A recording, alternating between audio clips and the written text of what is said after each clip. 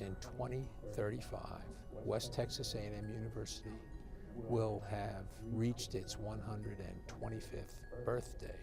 So this plan is essentially going to address the question, what should WT look like when it reaches that 125th birthday? To me, this is critically important. I want to know what the community's dreams and aspirations for WT are. Not so much mine, I have some, but I want to pull members of the community, and we'll probably have 200 people involved in this process. I want to know what their aspirations are, and I would like to help shape those into a commonly held view of the future for West Texas A&M University.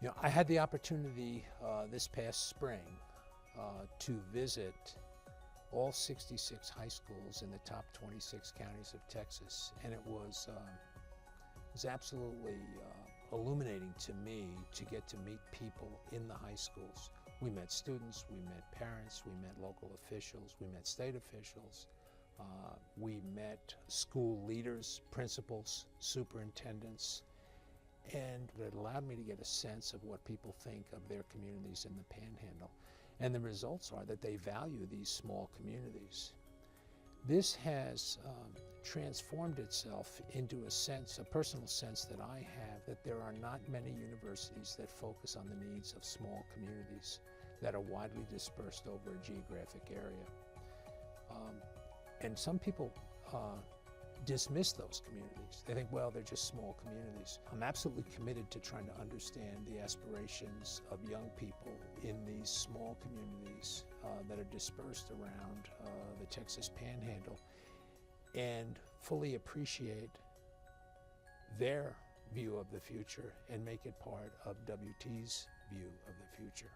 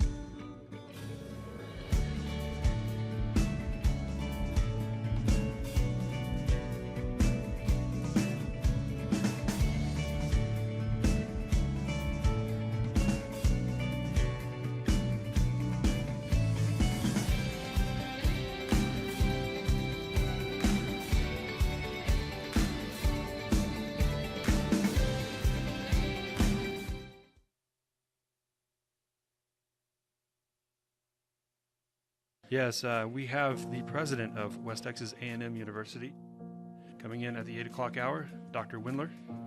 Very excited. Very excited. So.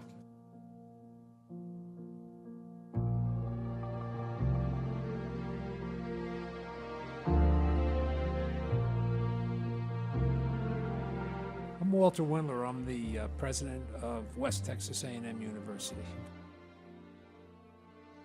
I was born and raised in New York on Long Island, about 40 miles outside of Manhattan on the North Shore of Long Island, to a working family. My mother was a cook in the high school where I went. My father had a number of jobs, but was a janitor in that same school. There's a level of industriousness in the students that I appreciate very much. And also, I think, a kind of a locus of control. The students sense that they have some impact over their own futures. They work hard. They don't expect to be rewarded for less than significant efforts. Mary and I are very pleased for the opportunity to be here and to work at a place like WT, in a place like the Panhandle. The recognition that what you do has an impact on who you are. I mean, and you can't expect anybody to give you that. It's something that has to be earned. The fact of the matter is, and we should feel the burden of this responsibility, West Texas A&M University educates the Panhandle.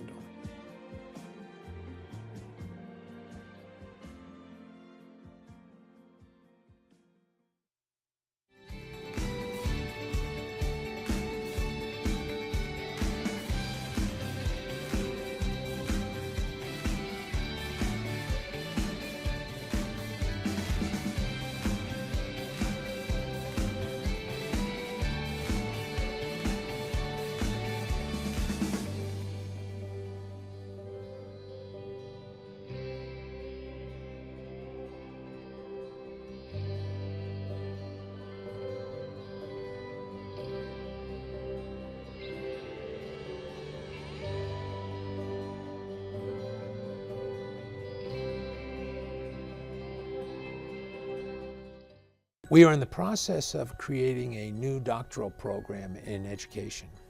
And that doctoral program will focus on the needs of smaller school systems. And I've come to know, not well, but I've become acquainted with many superintendents. I was at one school and the superintendent said, I have been in the home of every student's family that attends school here. And I thought, wow, that's amazing. That requires a different skill set. And my goal, and the College of Education's goal here with the doctorate in education, is leadership and management of smaller school systems in rural communities. If we really got good at addressing the leadership and management needs of small communities in the Texas Panhandle, that knowledge and insight could transport itself to small communities all over the nation. In fact, maybe even cross national borders and be international. Small communities exist all over. This Ed.D., this doctorate in education, is going to achieve those kind of goals and really help people become better leaders and managers of these small school systems. The people in these small communities have aspirations, just like people in Houston's River Oaks or Dallas's West End, anywhere. It doesn't make any difference. People have aspirations. And if there's 6 students in a graduating class in a small high school, one of those students can become governor of the state of Texas or even more. They have aspirations. And when you collect all those aspirations from little communities all over the country, you have a significant population that you can help affect a very positive future.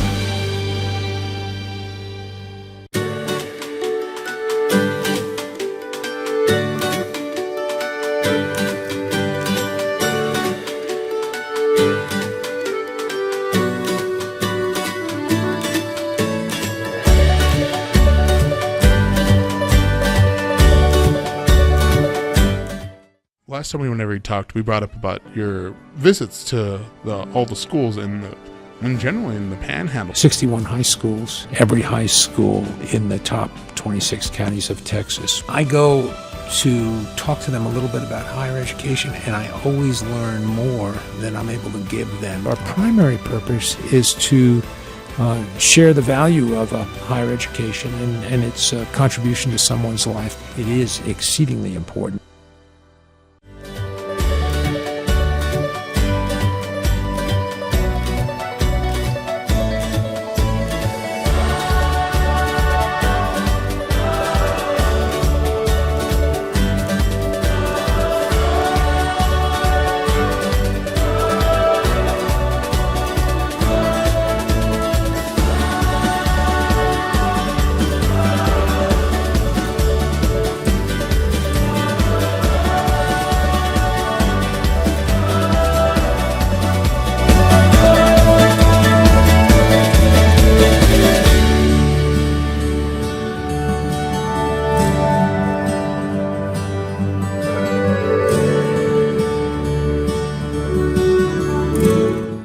And I have an approach to this planning that's been proven effective in a number of different settings. And I'll use a very similar process. It's a process that I developed first at Texas A&M with Vision 2020, which has been, I think, a very effective plan. I want that same kind of vision and insight and forward-lookingness to be manifest here at WT. So we will get a group of people together that are from on campus and from off campus. They'll be from every walk of profession on campus, and we'll ask ourselves questions. What kind of student population do we want in 2035? What do we want our information technology to look like in 2035? What do we want the residential learning experience to look like in 2035, and so on. And there'll be what's our relationship to the extended community locally in 2035. This I-27 corridor between Canyon and Amarillo is absolutely critical to the future of WT. It's what makes it work. We have to ask how that's going to evolve in the next couple of decades. So we'll be asking these questions, and we will, I'll say, boil out of that key ideas that we think we need to use to look forward to the future. And we'll always be focused first on academic purpose and our service to students. It's very much like a think tank that's assembled for the express purpose of helping create a future for West Texas A&M University that's responsive to the needs of the Panhandle, the needs of our students, and our faculty and staff. It's a positive proposition from my perspective.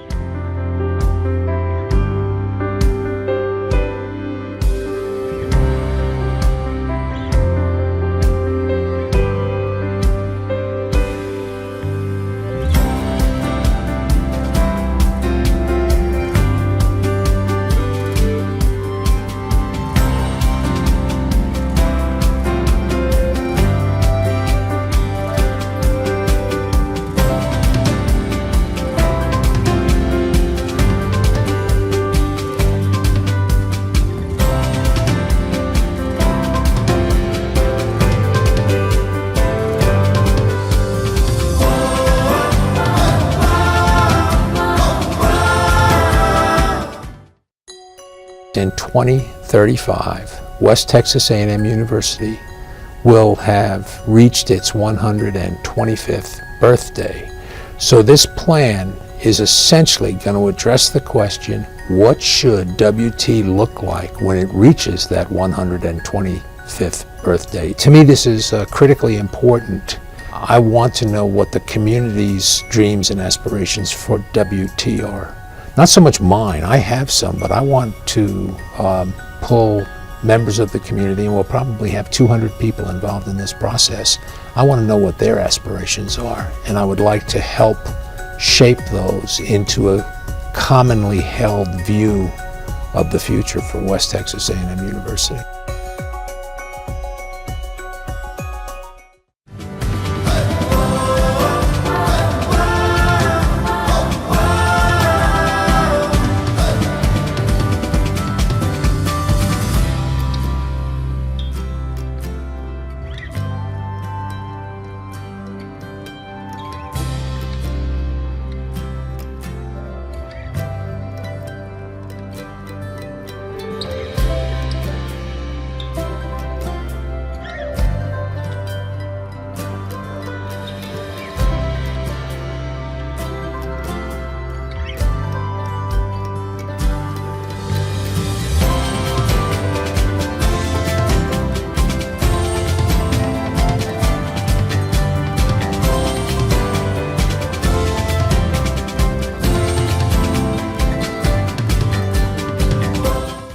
I had the opportunity this past spring to visit all 66 high schools in the top 26 counties of Texas, and it was absolutely illuminating to me to get to meet people in the high schools. We met students, we met parents, we met local officials, we met state officials, we met school leaders, principals, superintendents, and it allowed me to get a sense of what people think of their communities in the Panhandle. And the results are that they value these small communities. This has transformed itself into a personal sense that I have, that there are not many universities that focus on the needs of small communities that are widely dispersed over a geographic area. And some people dismiss those communities. They think, well, they're just small communities. I'm absolutely committed to trying to understand the aspirations of young people in these small communities that are dispersed around the Texas Panhandle, and fully appreciate their view of the future and make it part of WT's view of the future.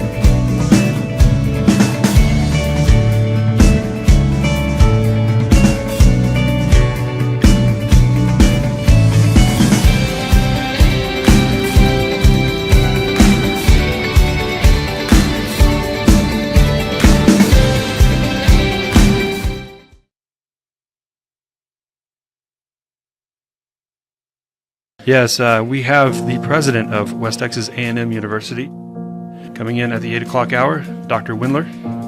Very excited. Very excited. So,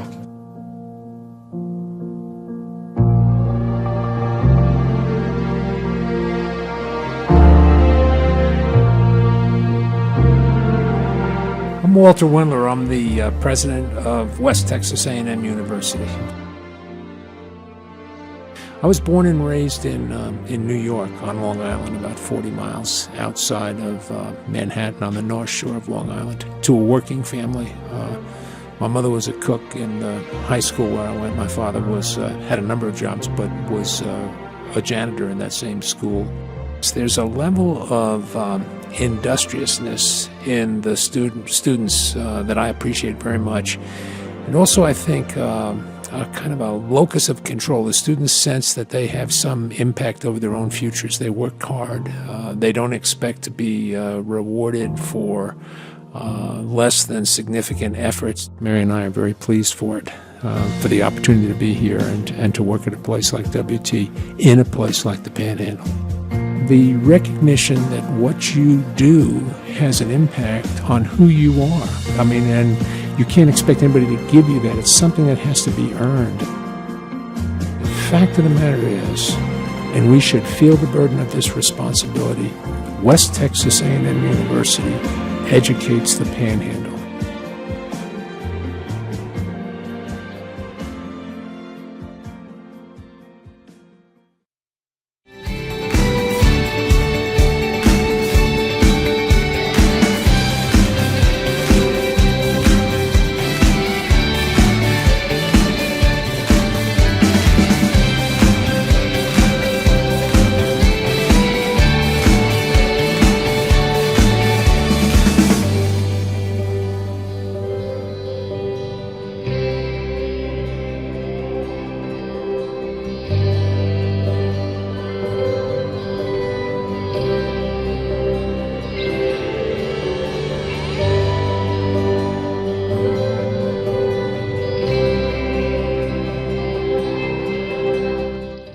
We are in the process of creating a new doctoral program in education.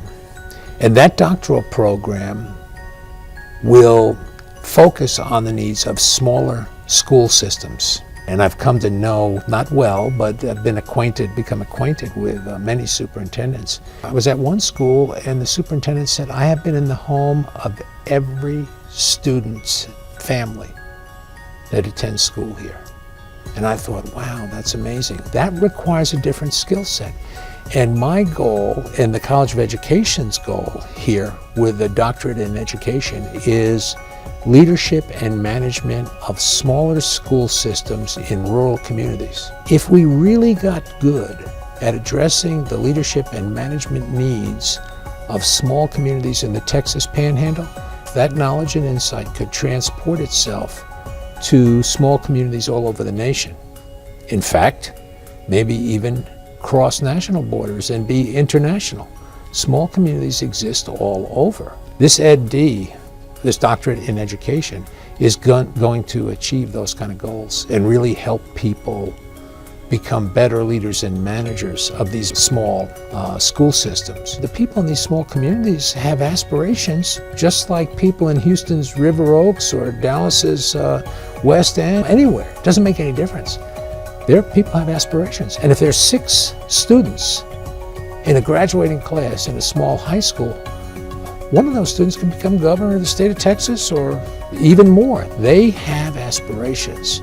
And when you collect all those aspirations from little communities all over the country, you have a significant population that you can help affect a very positive future.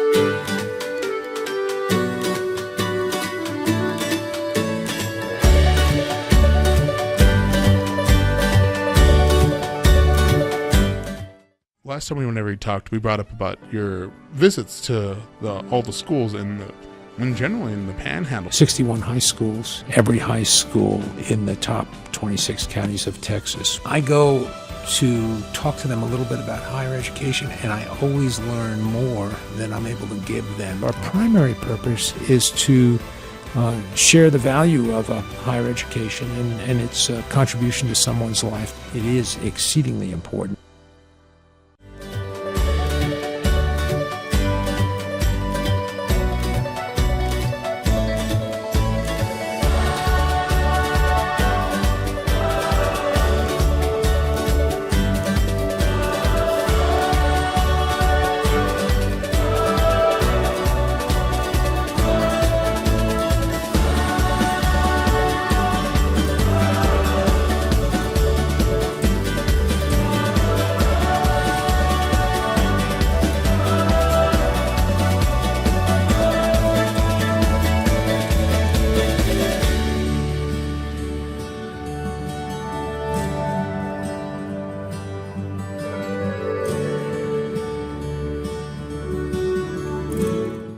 And I have an approach to this planning that's been proven effective in a number of different settings. And I'll use a very similar process. It's a process that I developed first at Texas A&M with Vision 2020, which has been, I think, a very effective plan. I want that same kind of vision and insight and forward-lookingness to be manifest here at WT. So we will get a group of people together that are from on campus and from off campus. They'll be from every walk of profession on campus, and we'll ask ourselves questions. What kind of student population do we want in 2035? What do we want our information technology to look like in 2035? What do we want the residential learning experience to look like in 2035, and so on. And there'll be what's our relationship to the extended community locally in 2035. This I-27 corridor between Canyon and Amarillo is absolutely critical to the future of WT. It's what makes it work. We have to ask how that's going to evolve in the next couple of decades. So we'll be asking these questions, and we will, I'll say, boil out of that key ideas that we think we need to use to look forward to the future. And we'll always be focused first on academic purpose and our service to students. It's very much like a think tank that's assembled for the express purpose of helping create a future for West Texas A&M University that's responsive to the needs of the Panhandle, the needs of our students, and our faculty and staff. It's a positive proposition from my perspective.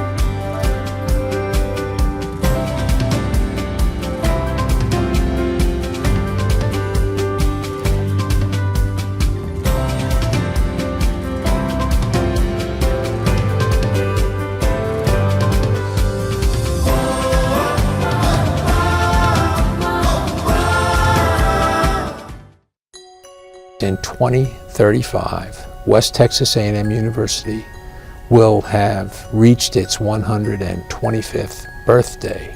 So this plan is essentially going to address the question, what should WT look like when it reaches that 125th birthday? To me, this is critically important.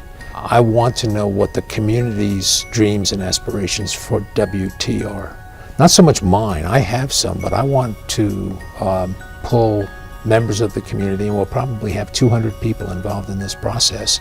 I want to know what their aspirations are, and I would like to help shape those into a commonly held view of the future for West Texas A&M University.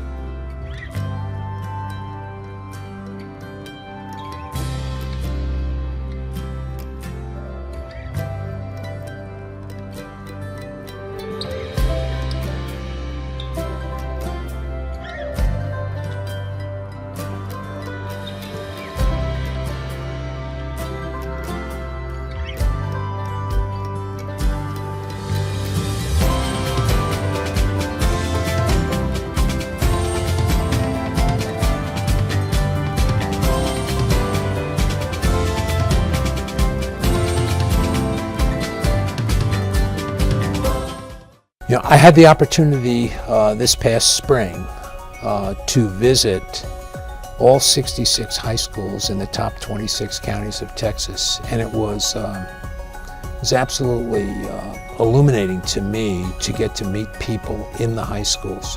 We met students, we met parents, we met local officials, we met state officials, we met school leaders, principals, superintendents, And it allowed me to get a sense of what people think of their communities in the Panhandle. And the results are that they value these small communities. This has transformed itself into a personal sense that I have, that there are not many universities that focus on the needs of small communities that are widely dispersed over a geographic area. And some people dismiss those communities. They think, well, they're just small communities. I'm absolutely committed to trying to understand the aspirations of young people in these small communities that are dispersed around the Texas Panhandle, and fully appreciate their view of the future and make it part of WT's view of the future.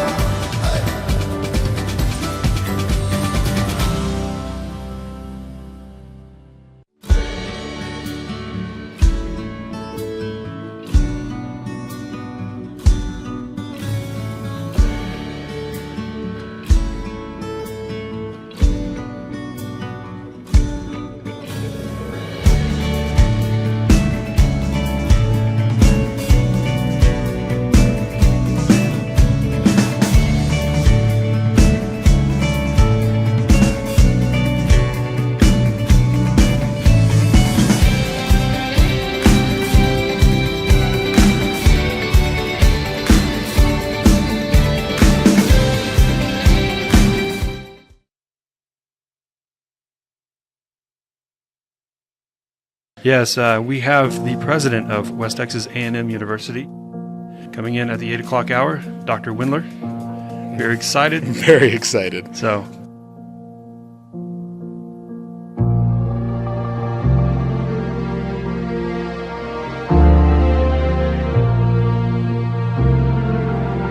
I'm Walter Windler. I'm the president of West Texas A&M University. I was born and raised in New York on Long Island, about 40 miles outside of Manhattan on the North Shore of Long Island, to a working family. My mother was a cook in the high school where I went. My father had a number of jobs, but was a janitor in that same school. There's a level of industriousness in the students that I appreciate very much. And also, I think, a kind of a locus of control. The students sense that they have some impact over their own futures. They work hard. They don't expect to be rewarded for less than significant efforts. Mary and I are very pleased for it, for the opportunity to be here and to work at a place like WT, in a place like the Panhandle. The recognition that what you do has an impact on who you are. I mean, and you can't expect anybody to give you that. It's something that has to be earned. The fact of the matter is, and we should feel the burden of this responsibility, West Texas A&M University educates the Panhandle.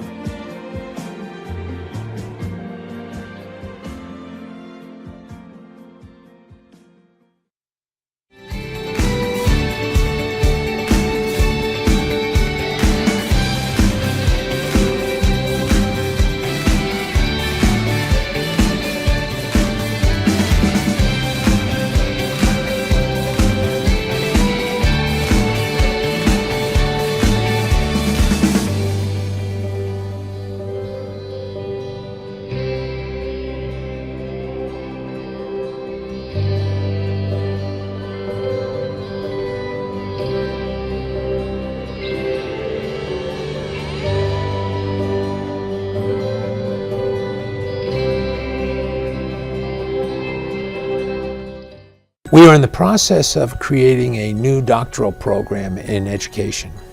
And that doctoral program will focus on the needs of smaller school systems. And I've come to know, not well, but I've become acquainted with many superintendents. I was at one school and the superintendent said, I have been in the home of every student's family that attends school here.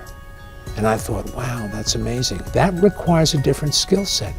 And my goal, and the College of Education's goal here with the doctorate in education, is leadership and management of smaller school systems in rural communities. If we really got good at addressing the leadership and management needs of small communities in the Texas Panhandle, that knowledge and insight could transport itself to small communities all over the nation. In fact, maybe even cross national borders and be international.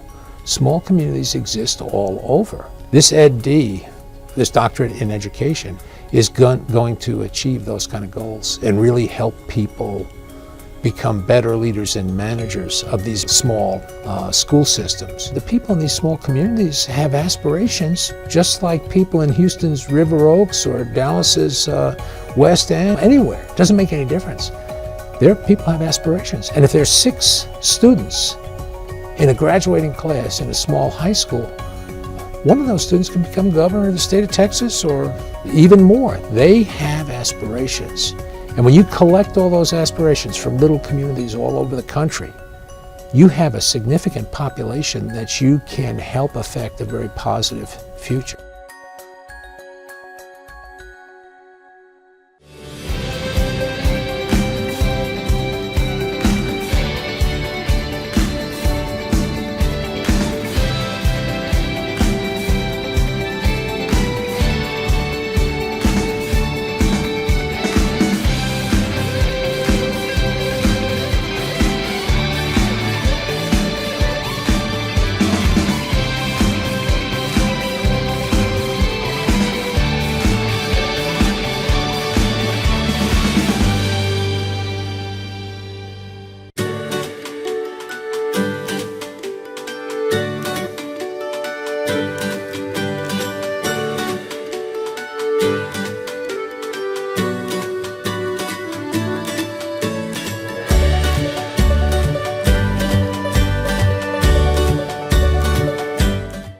Last time whenever we talked, we brought up about your visits to all the schools and generally in the Panhandle. 61 high schools, every high school in the top 26 counties of Texas. I go to talk to them a little bit about higher education, and I always learn more than I'm able to give them. Our primary purpose is to share the value of higher education and its contribution to someone's life. It is exceedingly important.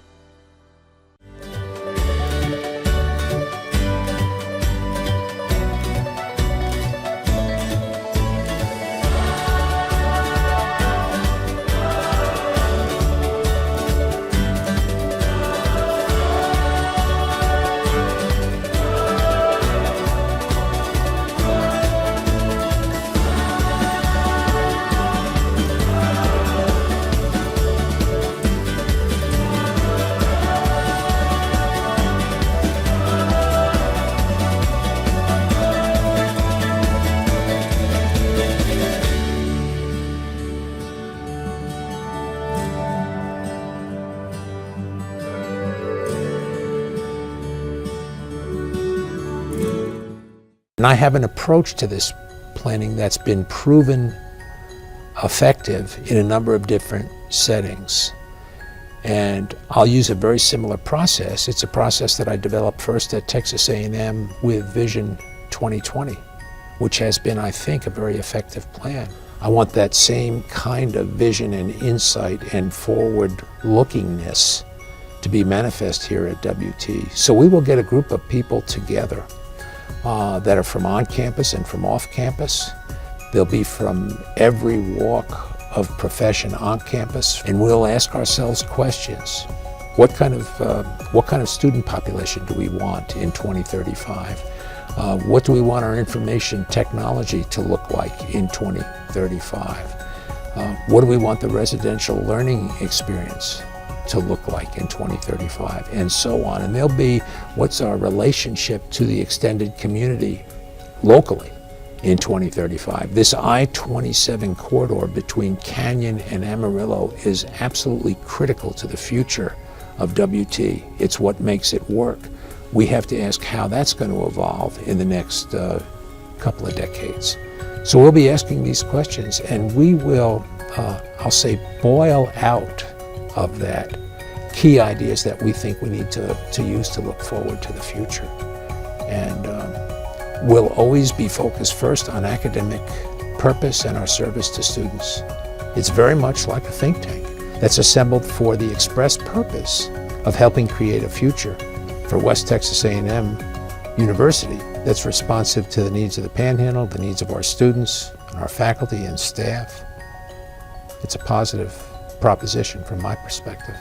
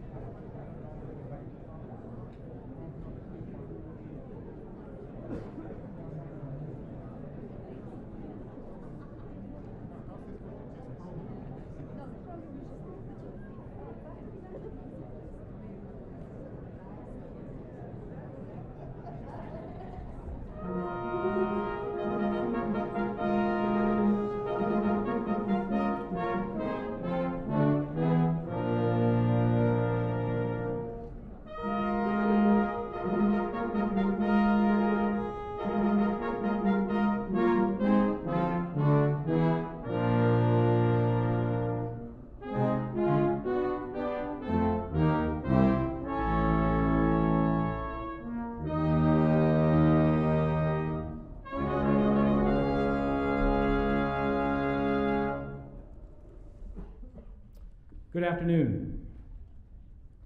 I'm Wade Schaffer, Provost and Vice President of Academic Affairs for West Texas A&M University. I'm honored to serve as the Chief Marshal for the ceremony today. Distinguished guests, ladies and gentlemen, we are pleased to commence the Investiture Ceremony for West Texas A&M University's 11th President, Dr. Walter V. Windler. In keeping with the dignity of this ceremony, please silence your cell phones. Thank you. The brass ensemble, led by Dr. Guli Manfredi, will formally begin the ceremony now.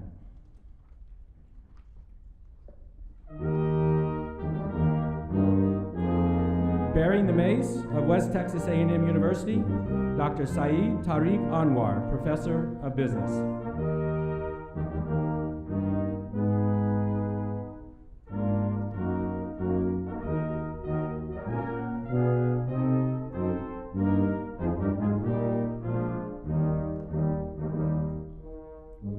The Deans of the Colleges of West Texas A&M University. Dean of the College of Agriculture and Natural Sciences, Dr. Dean Hawkins. Dean of the College of Business, Dr. Neil Terry.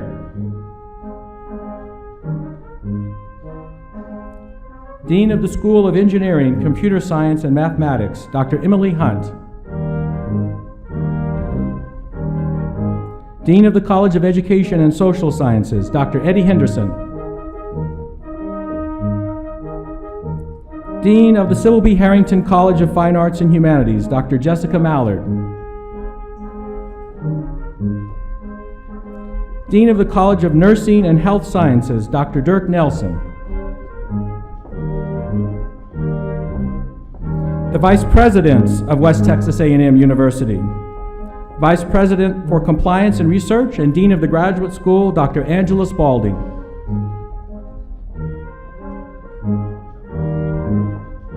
Vice President of Student Enrollment, Engagement, and Success, Mr. Mike Knox.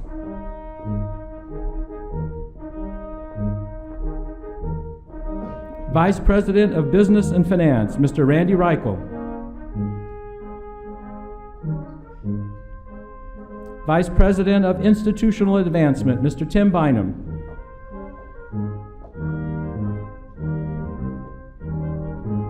Other participants in today's ceremony: Staff Council President, Ms. Megan Witten. Student vocalist, Job Nahara.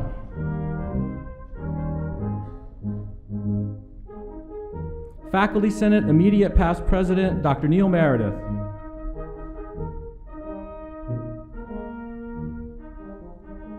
Alumni Board President, Mr. David Willis.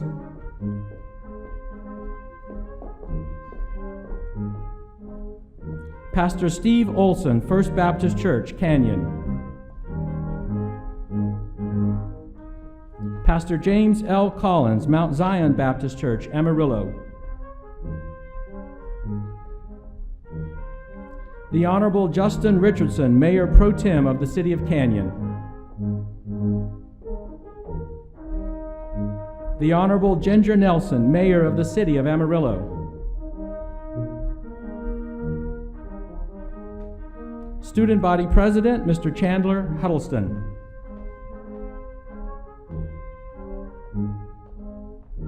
The Honorable John Smithy, State Representative. The Honorable For Price, State Representative. The Honorable Ken King, State Representative. Participants from the Texas A&M University System. Vice Chancellor for Academic Affairs for the Texas A&M University System, Dr. James Hallmark.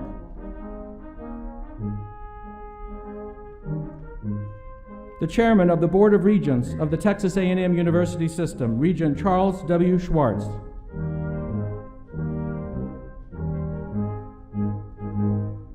The Chancellor of the Texas A&M University System, the Honorable John Sharp.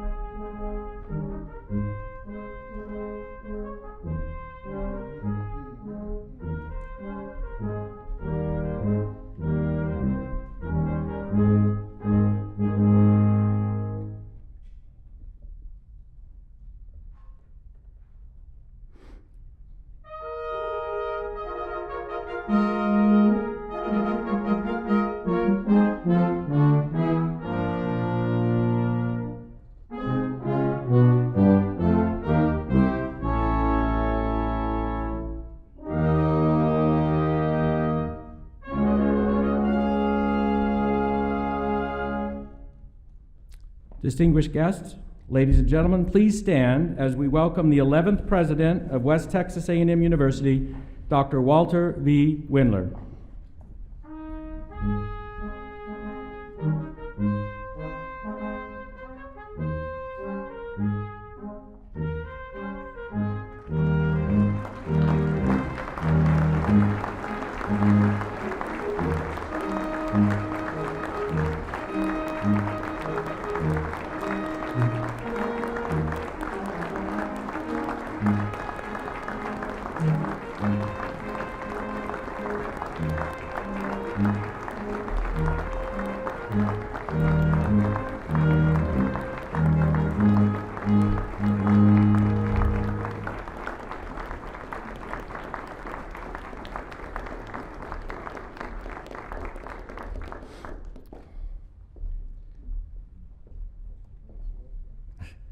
Please remain standing and join in the singing of the national anthem led by Job Nahara, a student of voice in the School of Music, accompanied by our brass ensemble. After the national anthem, please remain standing for the invocation, which will be delivered by Pastor James L. Collins of the Mount Zion Baptist Church in Amarillo. On September 24th, Pastor Collins will celebrate 19 years of leading his congregation, and we're very proud to have him here today.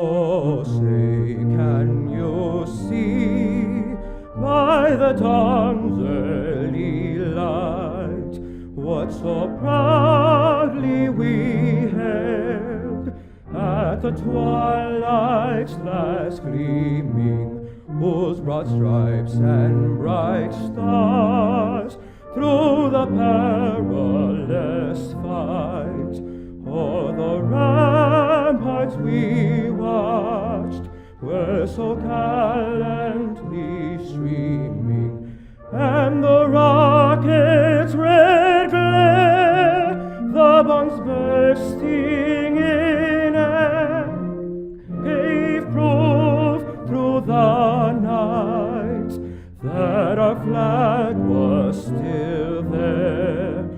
Oh, say does that star-spangled banner yet wave? Oh, the land of the free and the home of the brave.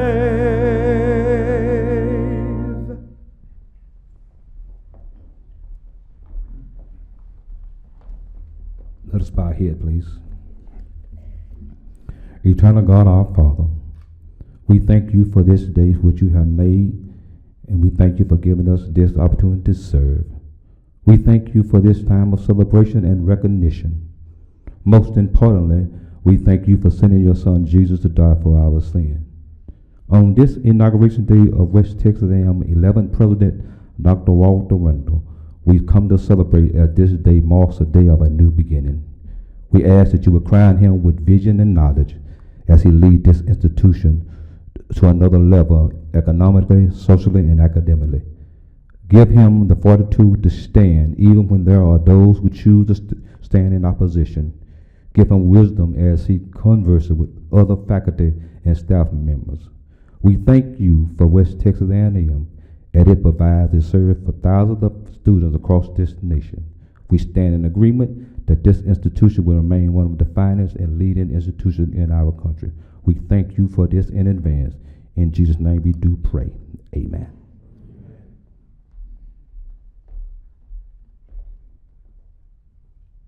Thank you. Please be seated.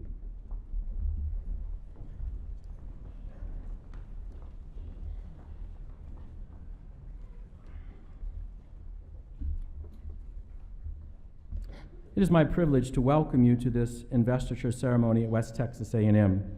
The investiture of a new university president is both a solemn and a joyous occasion where the new president formally accepts the symbols of office as well as the tasks and responsibilities associated with managing a large and complex academic organization.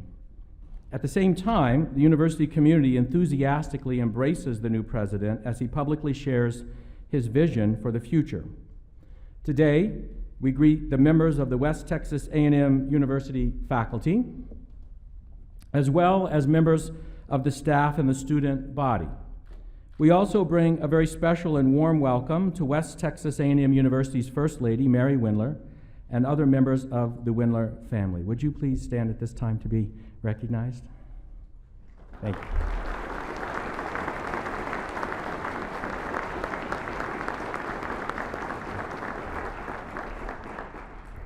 We have many, many special guests in the audience today. I'm going to do my best to recognize all of you, and please accept my apologies in advance if we miss someone.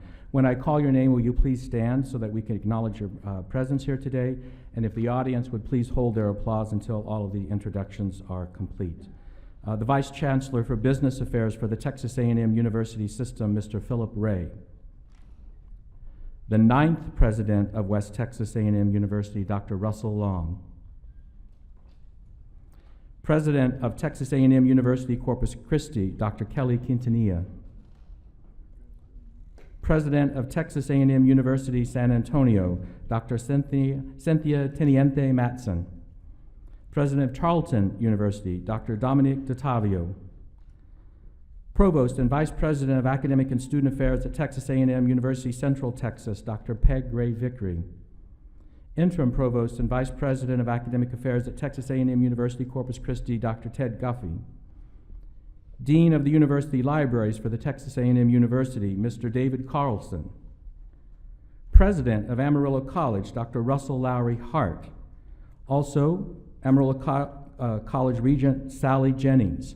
And I know that Dr. Lowry Hart brought with him other members of the AC leadership team. Please stand at this time to be recognized.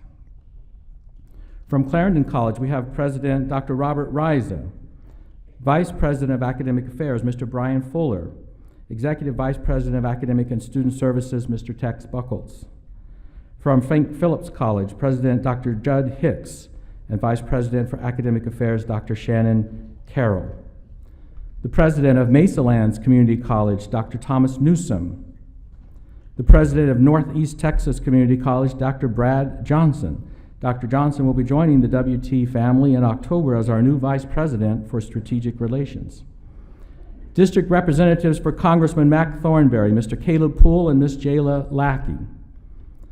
Director of Constituent Services for State Senator Kel Seliger, Mr. Jacob Reed. We also have some school superintendents with us here today. As you know, Dr. Windler visited all the school districts in the Panhandle during his first year, so we want to give them an extra warm welcome. The Superintendent of Canyon ISD, Mr. Darrell Flushy. The Superintendent of Pampa ISD, Ms. Tanya Larkin. And the Superintendent of Hereford ISD, Ms. Sherry Blankenship. And last but not least, we have many city, county, and state officials who are here with us this afternoon, and we'd appreciate if you would stand as well. And let's give all of these distinguished guests a round of applause.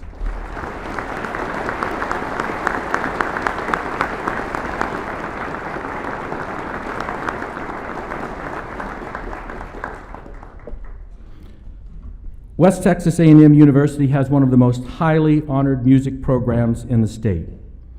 It is one of the few music programs that boast an endowed string quartet.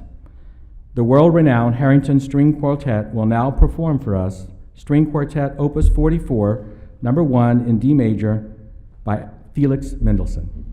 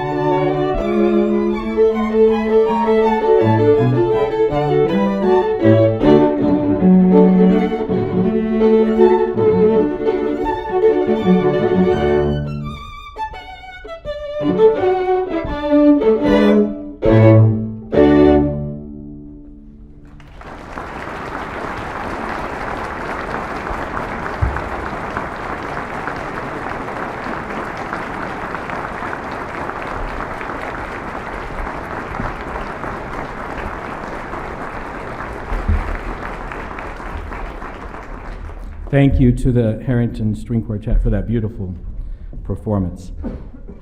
A university president, as you know, has many responsibilities. To be successful, the president of West Texas A&M University must develop and maintain close personal and professional ties with leaders of the nation, state, local communities, the higher education community, and the Texas A&M University system. We are pleased now to welcome leaders and representatives from each of these entities as they formally welcome President Windler. And we will begin with greetings from the state of Texas. First, the Honorable John Smithy, State Representative, will bring greetings.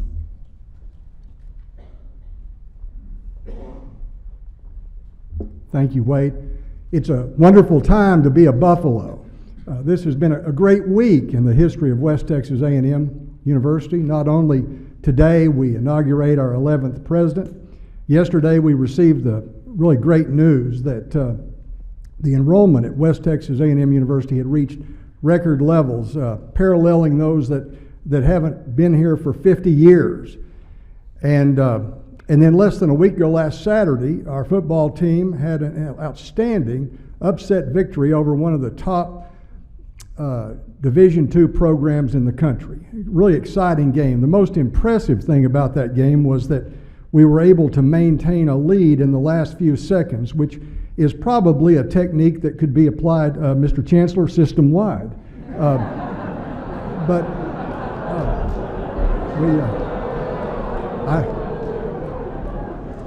I've known the Chancellor for 30 years, and I just had to get that in. But anyway, Dr. Windler has been here almost a year now, and Doctor, you've been here long enough to realize what all of us who graduated from this school and who have been associated with this school know, and that is that West Texas A&M University is the best place in the world to obtain a college education for a number of reasons. I've always said that, and people say, well, why do you say that? And I said, well, first of all, looking back on my experience, it was the students I went to school with, my colleagues.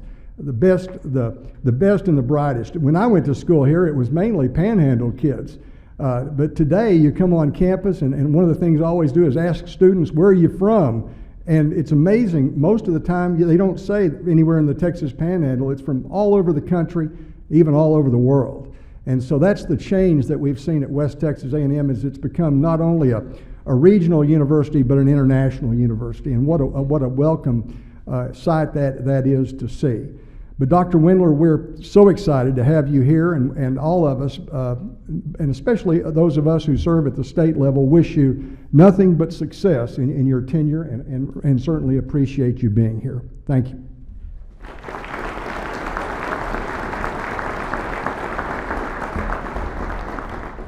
Thank you. Next, the Honorable Four Price State Representative will say a few words.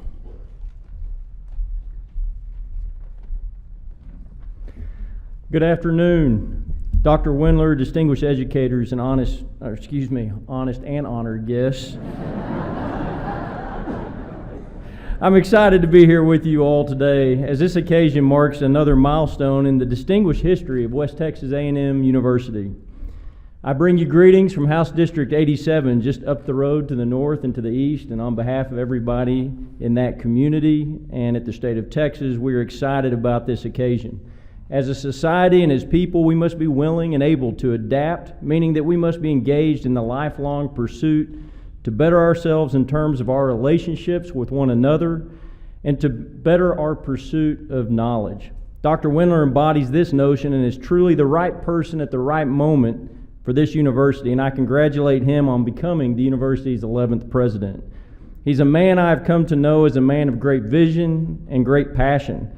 It could not have even been a week after he took his office as his new role as president of the university last year when he was in my office at the Capitol building relationships, going over innovative ideas for the university, and making long-term plans to further drive the success of its students. He has spoken with me specifically regarding some of the ideas for West Texas A&M University and its mission in the Panhandle and beyond. His generational planning method proves his education and experience and his dedication to the university, and that he's ready to make long-term goals that build off of the rich traditions and pride of the people of the Texas Panhandle. His plan, WT 125, will transform the university into an acclaimed institution of rural community studies, a highly distinctive mission that highlights the uniqueness of the Panhandle and shows and allows our unique spirit to be showcased and practiced in communities around the world in order to support and sustain rural lifestyles. Students and leaders not only in House District 87, but across the entire Texas Panhandle, the state of Texas, our country, and the world are being well educated and trained right here. That is exciting, and Dr. Windler, you definitely have great momentum with which to work going forward. I look forward to further collaboration with you and to being an integral part of what lies ahead for this university as it grows and influences our region. Congratulations, Dr. Windler, on your inauguration as the 11th president of West Texas A&M University. I'm truly excited to support you and your vision for this university, and I look forward to many successes West Texas A&M is sure to see in the years to come. Go Bus.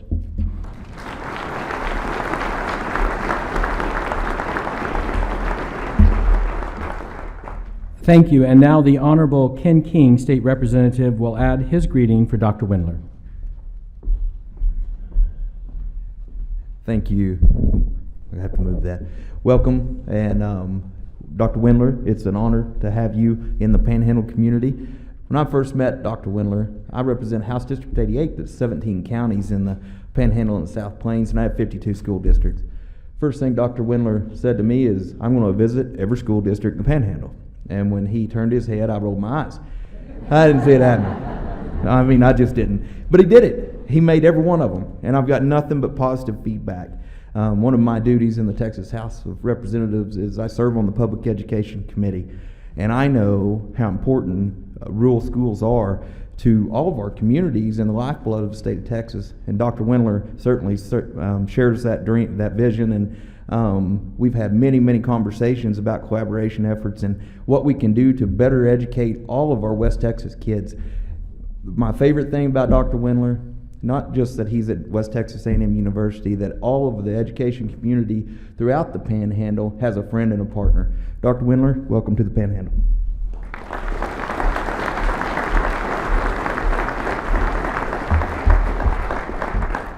Thank you. Now the Honorable Justin Richardson, Mayor Pro Tem, will present greetings from the City of Canyon. Thank you. Students, faculty, and distinguished guests, good afternoon. It is my honor to pass along congratulations and well wishes to Dr. Windler and Mrs. Windler on behalf of the City of Canyon. Our town is an exceptional place where people come to experience the arts, study history, cheer on the Buffs, earn a degree, maybe fall in love, launch a career, and raise a family. Our town is exceptional because our university is exceptional. The City of Canyon stands committed to helping West Texas A&M pursue its vision of excellence in teaching and learning. Dr. and Mrs. Windler, we wish you happiness and success along the way. Go Buffs.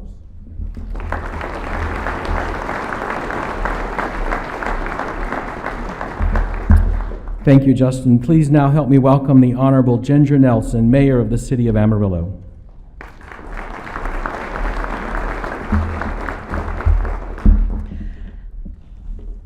First, I want to thank you for inviting us here today. What a great occasion to welcome the Windlers to our community, and especially you, Dr. Windler, to your position of leadership. It's a very exciting time for West Texas A&M and for our entire region. Over the past 6 months, I've had the privilege of getting to know Dr. Windler, and I'm inspired by his long-term vision for the university and his commitment to building Panhandle community relationships, not just in Amarillo and Canyon, but across our entire Panhandle. As many of you know, establishing a campus for West Texas A&M in downtown Amarillo has been a top priority. So today, I don't want to just welcome Mrs. Windler and Dr. Windler, but I also want to welcome WT into downtown Amarillo. We're quite excited about having that happen. But we all know that a building is just a building without strong leadership and a vision for the future, and a faculty that's committed to educational excellence. We have that in Dr. Windler and his leadership of the faculty here at West Texas. With today's announcement, I'm confident that we have the formula for success, and I look forward to a very long and positive relationship between West Texas A&M and the City of Amarillo. So now, on behalf of the City of Amarillo, I'd like to formally welcome Dr. Windler as the next president of West Texas A&M University. Thank you.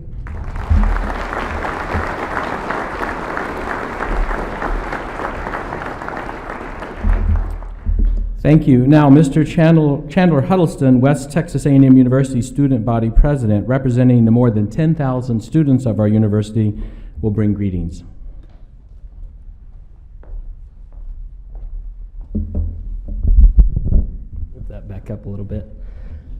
President and Mrs. Windler, members of the Board of Regents, faculty, and friends of the university, I bid you welcome on a most momentous day. We are so excited about what our future holds, and I understand, and I think we as a student body understand, that WT holds the key to our future. With a great faculty and staff, and with a growing and diverse student body from both the Panhandle and elsewhere, we share, Dr. Windler, in the strategic plan that you have set forth for us. We trust that with your leadership and vision, and with knowledge of the unique traits that make WT different from other colleges, as well as things that make us similar to other colleges, we trust that you will spare no resource in helping us reach the pinnacle of success together. We look forward to working with you for the betterment of our student body and university and community. Now, I've had the honor of knowing Dr. Windler for this past year, getting to know him, and I can say that he's one of the most genuine, yet downright ornery people that I have ever met in my entire life. And I am privileged to present to you, Dr. Windler, a WT wall plaque designed and made by one of the proud students that calls our university home.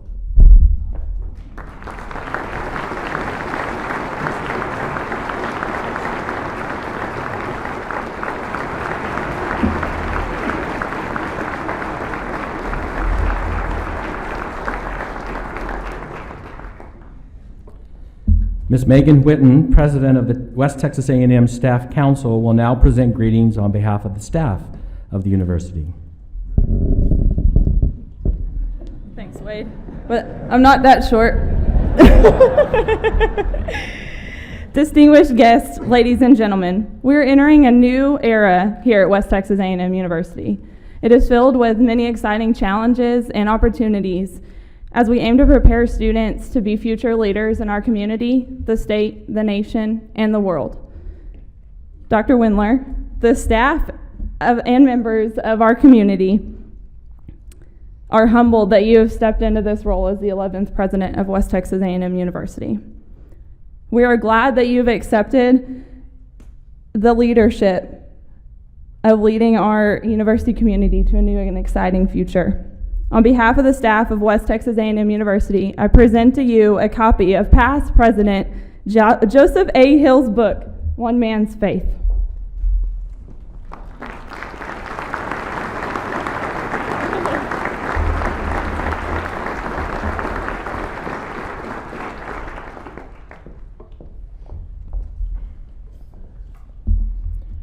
Dr. Neil Meredith, immediate past president of the Faculty Senate, will now present greetings on behalf of the faculty of the university.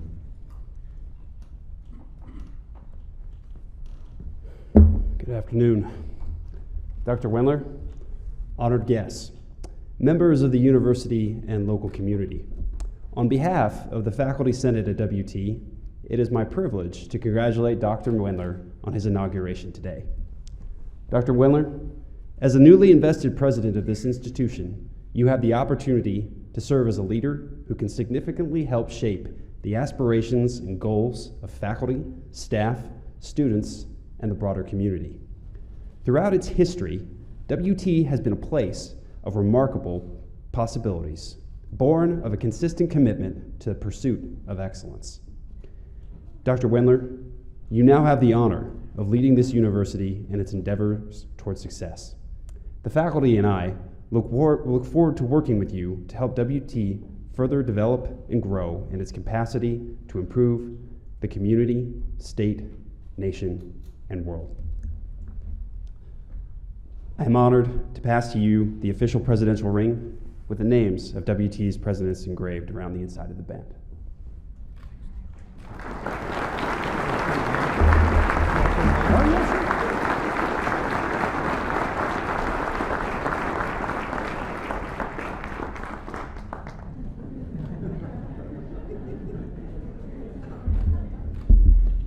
Mr. David Willis, president of the West Texas A&M University Alumni Association Board of Directors, will bring greetings on behalf of the members of the Alumni Association.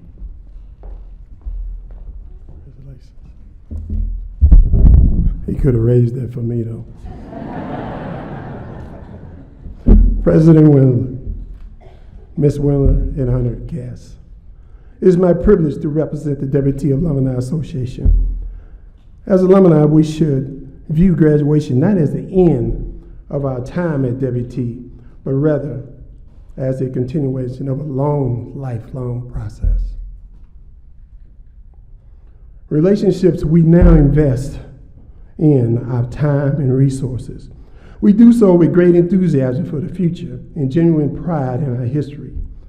Dr. Windler, today we want to share our pride in WT and its tradition by presenting to you the West Texas A&M University class ring, one of the most honored and important traditions for students and alumni. Presented in a mahogany box, had to make sure. Presented in mahogany blocks, engraved with the names of previous university presidents. As you lead us forward with new vision and focus, we hope you will reflect on the heritage of our university and the generations of proud buffs on whose shoulders we stand. On behalf of the graduates of West Texas State and West Texas A&M University, congratulations and God bless.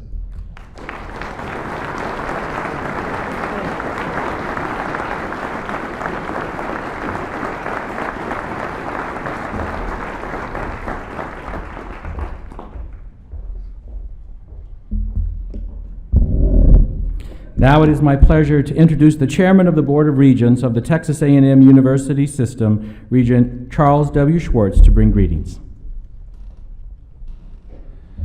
Thank you, ladies and gentlemen, honored guests, Dr. and Mrs. Windler.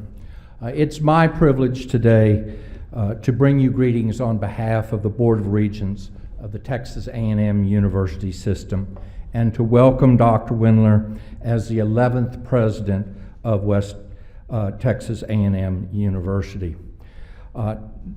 West Texas A&M University has been a member of our system for more than 27 years, and Dr. Windler returns to our system having served for over 20 years at Texas A&M University as an instructor, a dean, and an administrator.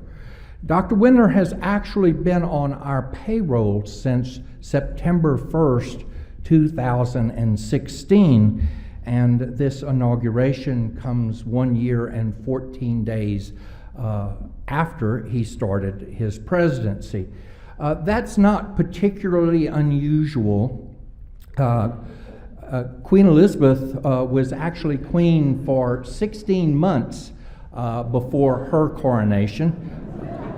She became queen on February the 6th, 1952, and her inauguration occurred on June the 2nd, 1953. If you've seen the wonderful show The Crown, you know that that delay was the product of political intrigue by Winston Churchill and others. I think the delay in our ceremony has more to do with the football schedule. You know, there are inaugurations, there are investitures, there are coronations, and there are enthronements. At the Texas A&M University system, we reserve enthronements only for the Chancellor. And today, the Chancellor is unveiling his new academic regalia, and you'll notice that the Chancellor has 4 stripes on his arm, and the Chairman only has 3. Now, the next time you see me at a graduation ceremony here at West Texas, you're going to see 5 stripes. And I'm willing to take this arms race, pun intended, as far as it needs to go. If I need to look like the Sergeant Major of the Marine Corps, I'll do so. Dr. Windler, on behalf of the Board of Regents, it is my sincere pleasure to welcome you as the 11th President and to wish you continued success. Thank you very much.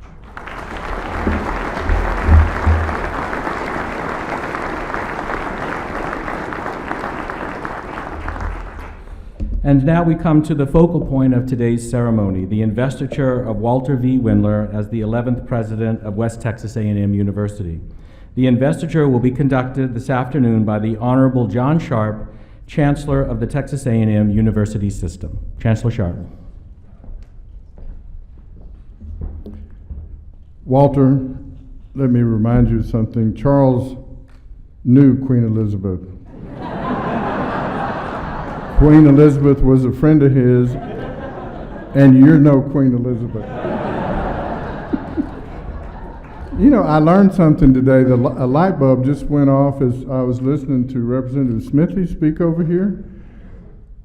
A few weeks ago, Governor Abbott comes to me and he said, I want you to be in charge of disaster relief. And I thought, okay, I know, why are you doing that? He said, well, you've got experience in that. And it never occurred to me until right now that was 2 days after the A&M UCLA game. So thank you. I'll have to tell him I knew it was a joke and I'm laughing next time I see him so he doesn't think I'm stupid. I first want to say a special shout out to 3 people who, without their help, Walter and the faculty and the staff here wouldn't be able to do what they did, and that's these 3 state representatives. I want you to know how hard they worked to make sure that the construction projects that you see here on campus happen, that we have the capacity to meet the needs of these 10,000 great students, that we have a great ag school, business school, and all of the wonderful fine arts and all the wonderful things that we have here that don't exist in a lot of universities. And they did it with, in many cases, very little help from the other end of the Capitol. So I want you to give these 3 representatives a warm round of applause.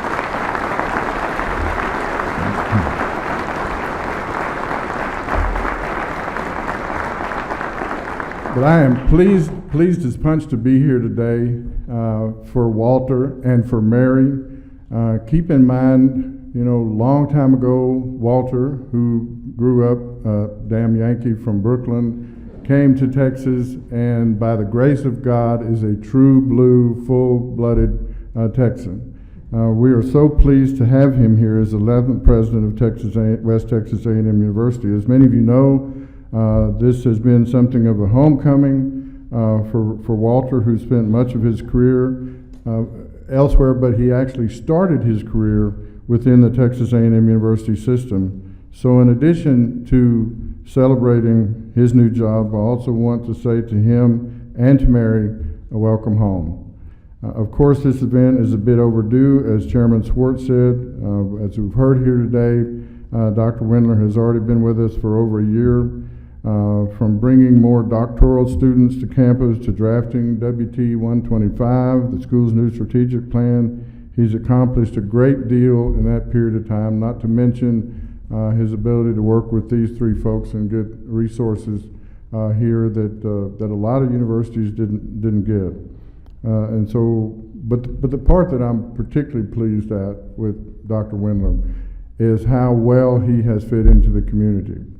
Going to 60 or 70 school districts at all hours of the day and all hours of the night, and I too got wonderful reports back from people who were there, people who, a school superintendent that would say, I've never seen a president of university in our county, much less in the halls of our high school.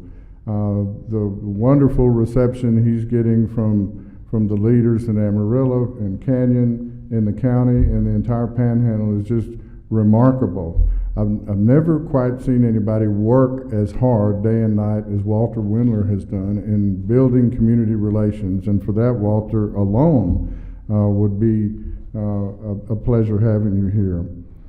He has, I have extremely high expectations for him, as do the Board of Regents, as we do for all system members. And he knows this, and he knows we're expecting him to accomplish a great deal in the years to come. But he's certainly done more than enough to this date for us to make him officially the 11th president of West Texas A&M. One of our great traditions in the A&M system is great leaders. You see some of them here on the front row. And Dr. Windler certainly is going to continue that leadership. And to signify that leadership, I typically present new leaders with the Presidential Medallion.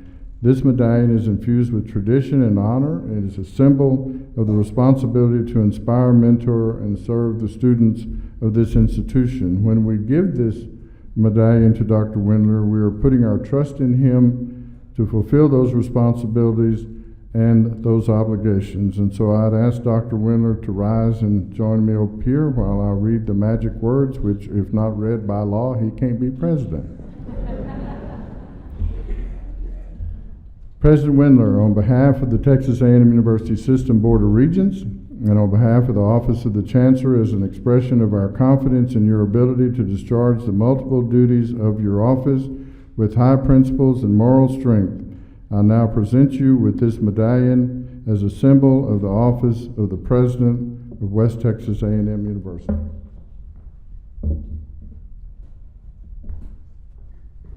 Bow down.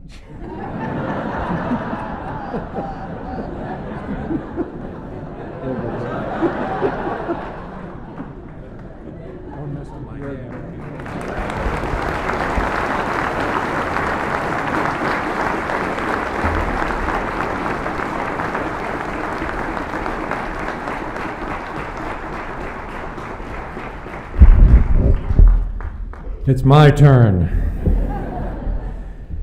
Thank you very much, Chancellor Sharp. You're too kind.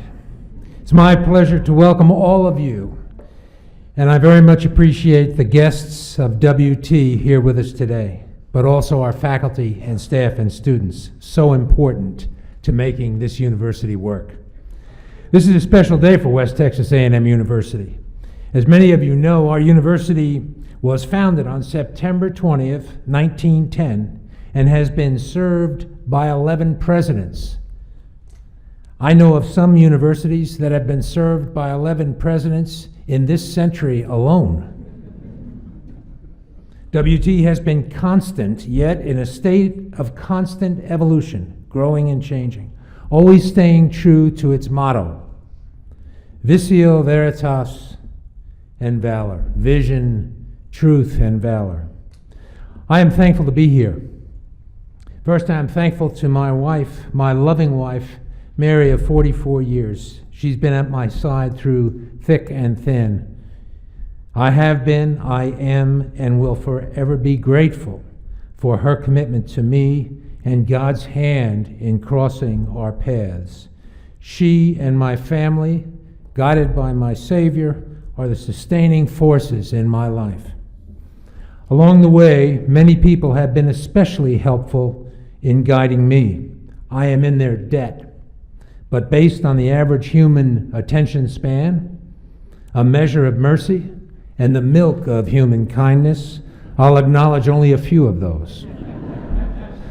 I had the pleasure of working alongside President Ray Bowen at Texas A&M University. Ever the engineer and applied mathematician, he deliberately, forcefully, and with great vision guided Texas A&M University to academic heights never before realized. During his tenure, he steadfastly and without apology put academic excellence at the top of every list.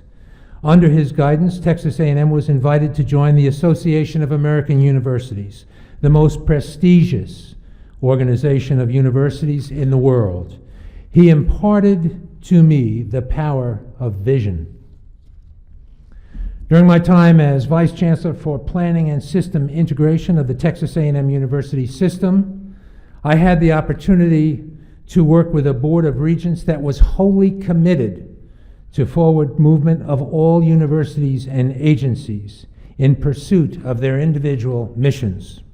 I had the privilege of working with Ambassador Ann Armstrong, Bob Allen, Earl Nye, Lionel Sosa, Steve Stevens, and many others.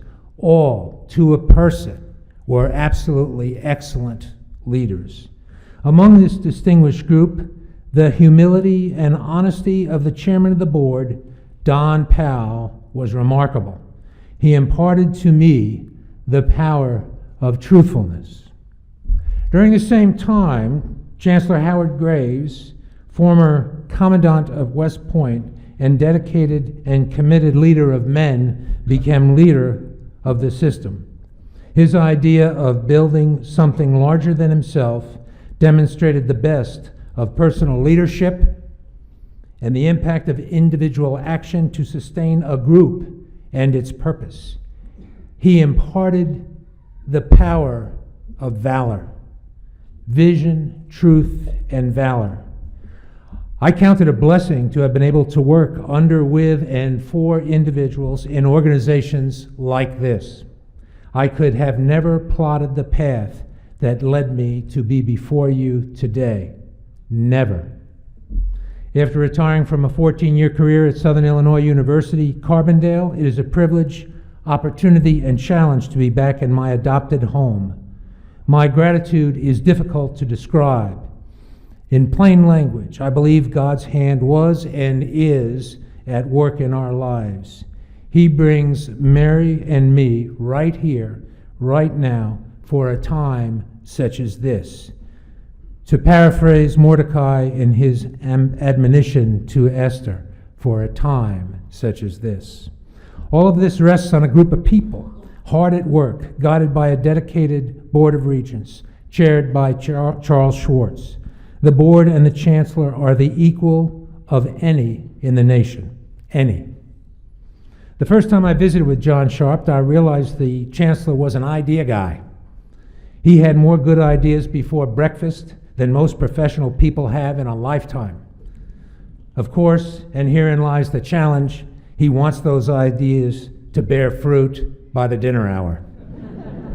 I have to admit it took me by surprise. I learned and continue to learn from John Sharp that the power of ideas, the value of communicating those ideas, and the positive impact those ideas can have on people through higher education.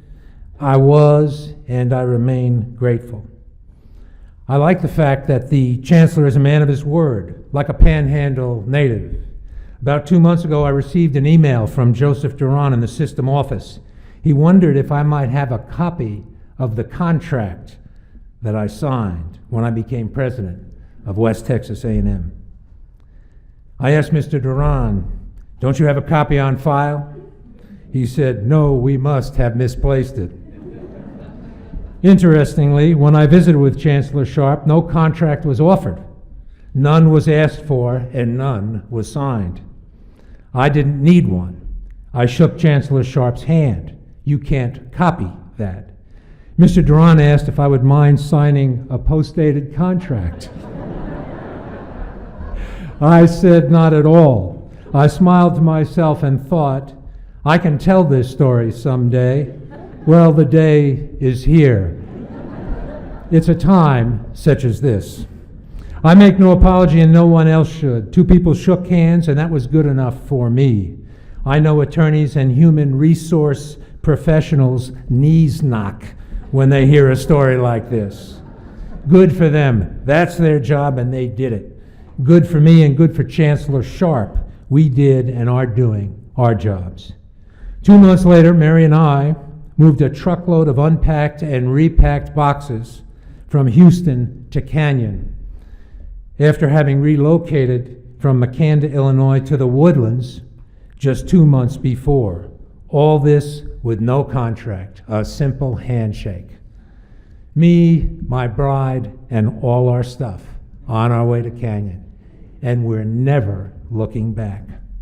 I arrived and found an institution in excellent shape, made so by the likes of J.A. Hill, James A. Cornett, Barry Thompson, Russell Long, who is here with us today, Pat O'Brien, and a host of others. Boards, chancellors, presidents, faculty, staff, and community members, laboring to build an institution, something in which we can and all should take great pride.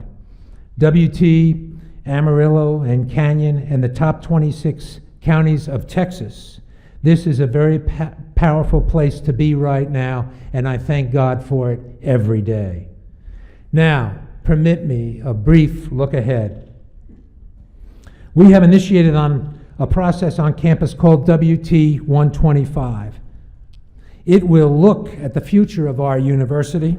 It will define a presence, a perspective, and a place to be in the year 2035 when WT celebrates its 125th anniversary.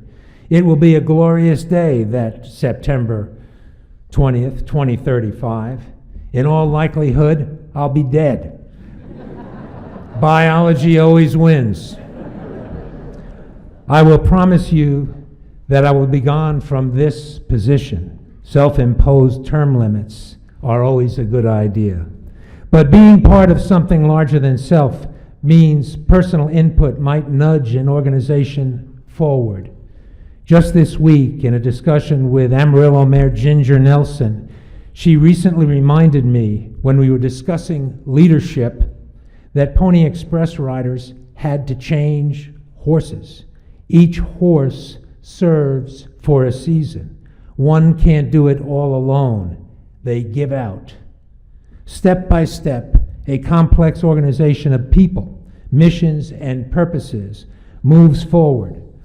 Hundreds might create and share a vision that will galvanize thousands. The contributions will be embraced in the future for the purpose of progress for WT. That is exactly what we will do. The mother of all committees will soon start work, 300 people strong, to define a series of aspirations for our future. It will take nearly a year to fully complete. Our primary purpose is to gain doctoral status as we move ahead by serving local students and local needs, not only, but first. In addition, when we do, the needs of similar regions across the nation will benefit from our attention to the challenges and opportunities that characterize the Texas Panhandle. We will be reflective of and responsive to the citizens and the cultures that we serve. There are regions of South Texas to which such a vision applies. Western Kansas, eastern New Mexico and Colorado, southern Illinois, upstate New York, many parts of Tennessee, Georgia, Alabama, Mississippi, and countless other states. This is not flyover country. These thousands of small communities where 50 million Americans occupy nearly 75% of the U.S. land area call these places home. Home. If you only fly over, the essence of what our nation is all about, its values and aspirations, are sold short. Smaller communities are often overlooked by campus and state house alike. Even here in Texas, with its diligent and thoughtful legislature, public education policy is driven by a few major metropolitan areas. Public higher education is guided by less than a handful of major urban and suburban institutions. WT would like to have a position and a positive impact on our region by first understanding the intricacies, importance, and value of small communities that create regions. Such a perspective, correctly choreographed, will lead to economic prosperity. WT 125 will identify ways to serve small communities and the people that live in them. Education indebtedness chokes the life out of higher education opportunity. Too many borrow too much and receive too little in return. This trend continues at the peril of the student, the institution, and the state. We will focus at WT relentlessly on the cost of education to the student and the student's family, with an eye on fiscally responsible decision making. A banker friend of mine recently told me when I spoke at Canyon High School that it grieves his heart on a weekly basis to turn down married couples, both of who have a bachelor's degree, for a home loan. Both have a college education, but both have overborrowed. The capacity for home ownership is crippled. College completion is supposed to empower people to stronger, more potent economic futures, not strangle aspirations. Educational opportunity is thwarted by a high cost and high debt.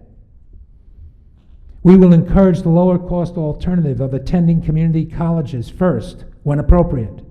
WT will create a nucleus of an effort to be the most attractive university in the state of Texas to students who have completed an associate's degree.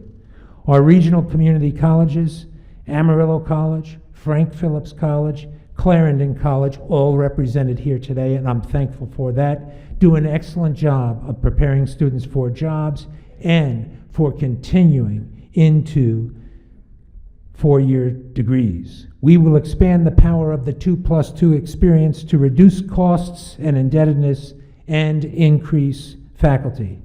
Our faculty and leadership will figure out how to do it. They are resourceful people. Our fundraisers can focus attention on the special scholarship requirements for such students. My goal is to see these kinds of relationships built across the state of Texas and beyond. Hide from these realities and nobody wins. And to add insult to injury, elected officials hear from too many people a cynicism equal to a disease regarding higher education, which sprouts in the hearts and minds of the general public.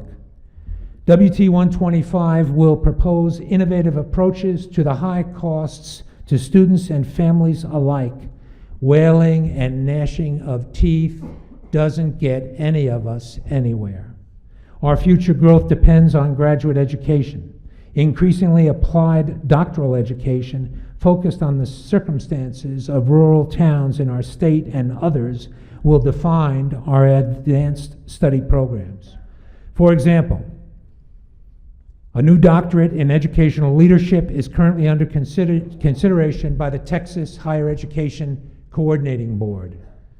This program will address the needs of smaller, more rural, and dispersed school districts. As mentioned, I've traveled to every high school in the top 26 counties of the state of Texas. Mary accompanied me, God bless her, on 40 of those trips. I am no expert on public primary and secondary education, but this is what I found. Those schools are filled with students who have high aspirations.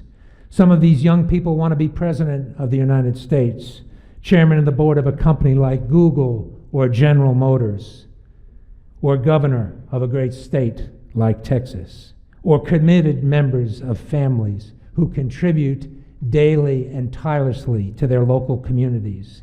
They deserve a fighting chance to attain these aspirations, even if only a handful of graduating seniors in the class, as in the case of Headley, Texas, that serves 112 students, pre-K through 12, with one foreign exchange student from Venezuela. I met this Venezuelan gentleman. He loves Headley. It's not a flyover spot to him. It's not flyover to Dana Bell, president of the school board in Headley, either. WT needs to energetically serve places like Headley, and we will do so. While their number is declining and populations shrinking, Booker, Headley, Farwell, Texline are all important corners of the Panhandle. Communities like them are home to 4 million Texans and tens of millions of Americans. And I will tell you this, if we can't serve locally first, we can't serve anywhere well. WT 125 will provide new approaches in attending to rural communities and the Texans that live in them. We will not forget our freshmen, those students who can afford and choose to enter West Texas A&M University upon high school graduation. We will obtain a stable freshman class that is roughly equivalent to what we now have, fewer than 1,500 new freshmen. Progress, presence, and perspective will mean competitiveness in that freshman population will grow. Not everybody gets a ribbon in the Panhandle. We will provide a freshman experience, community and campus environment that will rival the best institutions for the care and support of students of every stripe. It doesn't necessarily take more state dollars. It takes freedom and ingenuity. And if we don't have that, we are not really of the Panhandle. Our campus facilities add to progress and academic excellence. The PhD program in agriculture, established when Russell Long was president, will continue to prosper. The new agricultural sciences complex will become a remarkable, nearly peerless place to study agriculture. The places for students, faculty, and staff, along with those in Sybil B. Harrington College of Fine Arts and Humanities, the College of Business, newly remodeled facilities in engineering, and attention to the needs of education and social sciences, as well as nursing and health sciences, will contribute to an excellent campus experience for everyone. The Panhandle Plains Historical Museum is an invaluable Texas treasure and academic resource. We owe it our very serious attention. Our intercollegiate athletics venues will soon be the best in our expanding Lone Star Conference. I am confident that under the leadership in intercollegiate athletics, progress will become palpable, and the effect on every student and every family and every visitor who sets a foot on our campus will be real. The quality of these environments is an important part of the campus experience. WT 125 will reinforce the importance of a campus environment that serves people. Programs will soon not only be on campus or online, but all programs will have combinations of all means and modes of instructional delivery. Lifelong learning requires this hybridization. Internships, apprenticeships, and experiential learning will affect every student at WT. We will meet students where they are, providing excellent instructional opportunities at both the undergraduate and graduate level. What all this looks like to me is not clear. I wish I had a crystal ball, but I don't. However, this mother of all committees, 300 people strong, will scratch at the issue, will peck at opportunities, and will chisel a new sense of how best to provide educational experiences to our students. Our university will identify a fully integrated approach to learning and require in all academic programs some of each kind of experience so students are prepared to learn for life. Our service to the Panhandle extends to the borders of our state, to be sure, and covers the top 26 counties specifically. Our commitment to the city of Amarillo, that great city of the American West, is pivotal. The WT Amarillo Center will enhance our relationship to Amarillo, and we will be even stronger neighbors than ever before. WT 125 will fit together these various means and places of instructional delivery into a unique hybridized learning environment. The I-27 corridor between Amarillo and Canyon makes up the heart of the Texas Panhandle. No matter how related the rural Panhandle communities are, they cannot productively exist without the link back to the duet of Amarillo and Canyon. This is the structure of a thriving region of small communities. It must have a heart. This constellation is large.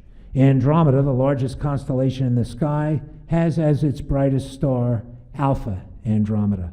This star is in fact a binary star and counted as part of the constellation Pegasus. Likewise, Amarillo and Canyon are analogous to a binary star, bright in the Texas Panhandle for their coupled size and energy. As one goes, so goes the other. WT 125 will embrace the I-27 corridor and the important role the sister cities play as the economic, cultural, and social engine for the Texas Panhandle. In closing, thank you for not applauding. In closing, I am honored by this ceremony. I didn't really want it. I thought it too expensive and possibly distracting. I was foolhardy. I was wrong. I'm proud to be here. I'm grateful by all who have come to participate. Faculty, students, staff, and community members, members of our elected delegations, the leadership of the Texas A&M University system, its regents, and its chancellor, John Sharp. I'm especially challenged to be part of the future of the Texas A&M University system and West Texas A&M University. Chancellor Sharp said that they have high expectations for WT. I have discovered in the past 13 months that their expectations are unlikely to be higher of those that we held for ourselves. We are a community committed to the future. Mary recently said the Panhandle may be the only place where the real West still exists. I think her observation is spot on. I would only add that it very well may be the last place where the real Texas exists. The joy that comes from being a part of shaping WT's future is hard to describe. Mary and I thank you for the opportunity, and she would join me in saying, God bless West Texas A&M University, and God bless Texas. Thanks for your attention.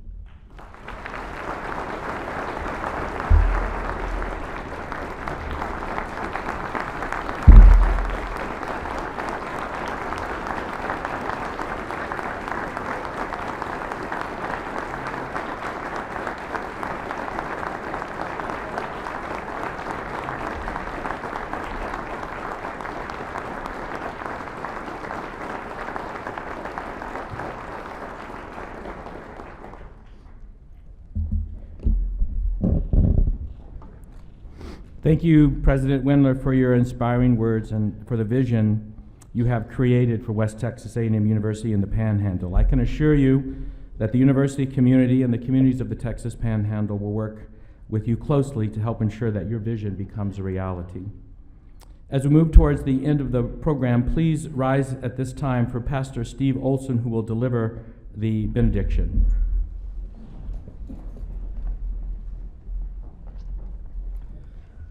Would you please join me in prayer? Oh God, we confess that you are worthy to receive blessing and honor and glory and power. For you have created all things, and for your praise and by your will they have existed and were created. You have created us in your image, and we therefore have the power of reason and creativity. You have blessed us, your creation, with the ability to grow in learning and understanding of ourselves and of this world that you have created. You have blessed us with the ability to creatively apply truth to our society in order to form a culture for good.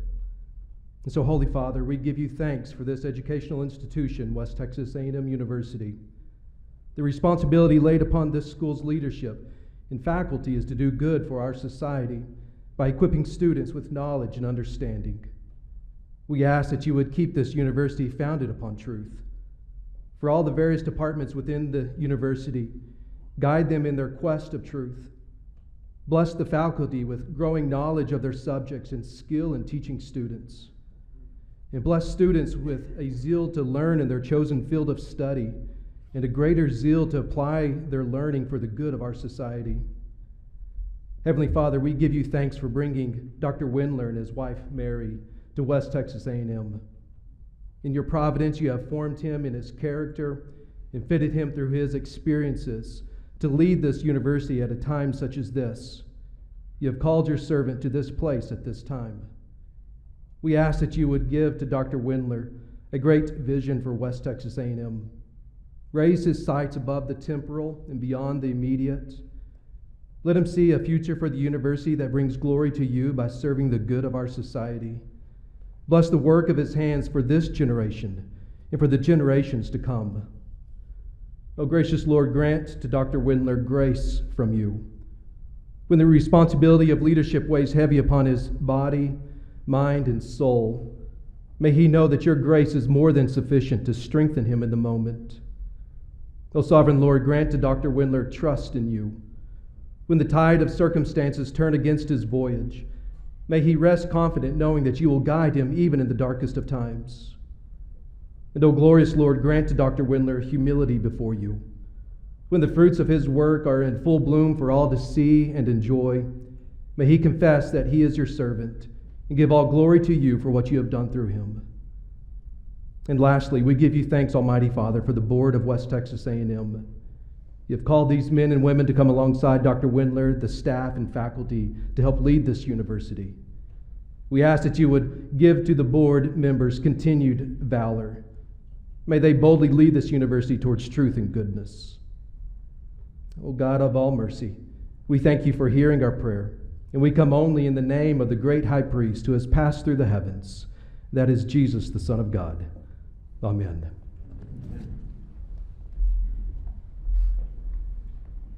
Thank you. Please remain standing now as members of the WET AMU choir led by Dr. Sean Pullis will lead us in the singing of the Alma Mater. You will find the words printed on the last page of your program.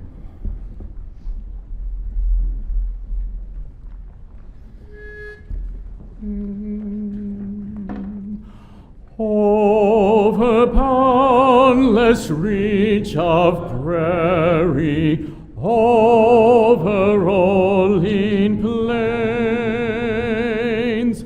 over cliff and crag and canyon, Alma Mater reigns. To maroon and white our colors, we will faithful be. Hearts as bold as western breezes, souls as pure and free.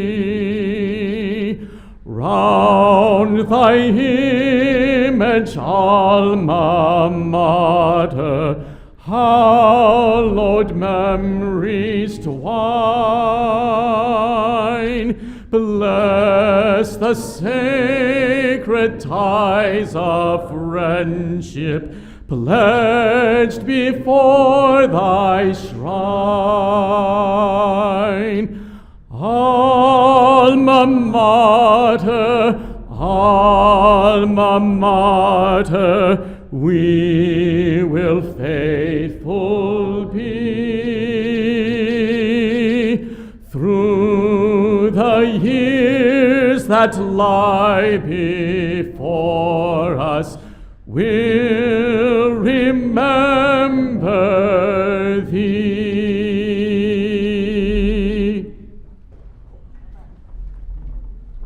Thank you. It's okay to clap, but you can also sit down. Please be seated. In just a few moments, we will conclude the Investiture Ceremony with a formal recessional. Before we conclude, however, I want to thank the members of the choir, the brass ensemble, and the Harrington String Quartet for their amazing additions to the ceremony today. Let's give them a round of applause.